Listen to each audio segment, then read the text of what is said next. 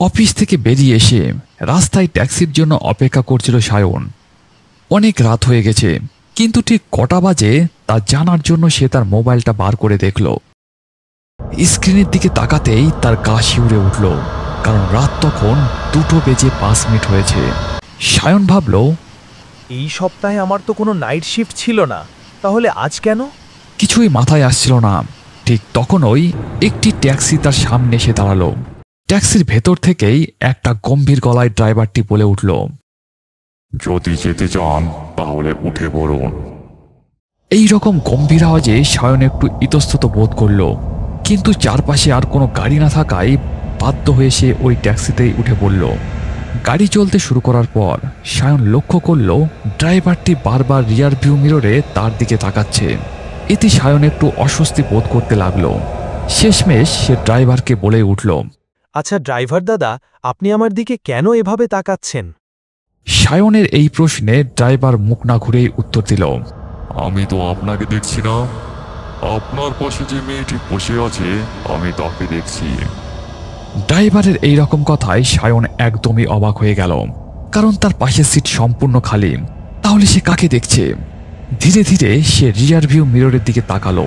এরপর সে যা দেখল তাতে তার গা ভয়ে কাঁটা দিয়ে উঠল।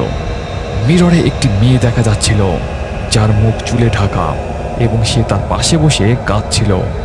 সায়ন চিৎকার করে বলে উঠল, থামুন, দয়া করে গাড়ি থামান।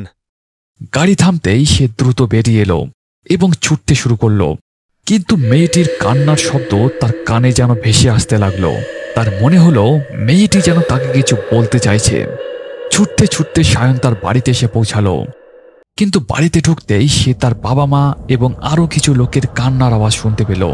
সে দেখল দুটি লাশকে ঘিরে তার বাবা মা কাঁদছে, কিন্তু লাশ দুটি কার? সায়ন আরেকটু সামনে এগোলো এবং এরপর সে যা দেখল তাতে তার মনে হলো তার পায়ের তলা থেকে মাটি যেন সরে গেছে। আসলে লাশ দুটি ছিল সায়ন এবং তার স্ত্রীর। সায়ন চিৎকার করে বলে উঠল, হে, এটা তো অসম্ভব! আমি এখনো বেঁচে আছি। কেউ কি আমার কথা শুনতে পাচ্ছ? সায়নের কথায় কেউ কোনো রেসপন্স দিল না, কারণ কেউ তাকে দেখতে বা শুনতে পাচ্ছিল না। এই সময় সেই ছায়াময় মেয়েটি সায়নের সামনে আবির্ভূত হলো এবং সে সায়নকে সমস্ত ঘটনাটা খুলে বলতে লাগলো। রাতে যে ট্যাক্সি করে সায়ন বাড়ি ফিরছিল, ওই ট্যাক্সি করেই আজ সকালে সায়ন এবং তার স্ত্রী ঘুরতে বেরিয়েছিল, কিন্তু মাঝ রাস্তায় ওই গাড়িটি অ্যাক্সিডেন্ট করে এবং গাড়িতে থাকা 3 জন ব্যক্তি, অর্থাৎ ট্যাক্সি ড্রাইভার, সায়ন এবং তার স্ত্রী ওখানেই মারা যায়। কিন্তু সায়ন তার মৃত্যুটা এখনো মেনে নিতে পারেনি। সে ভেবেছে যে সে এখনো বেঁচে আছে এবং প্রতিদিনের মতো সে কাজ করে অফিস থেকে বাড়ি ফিরছে।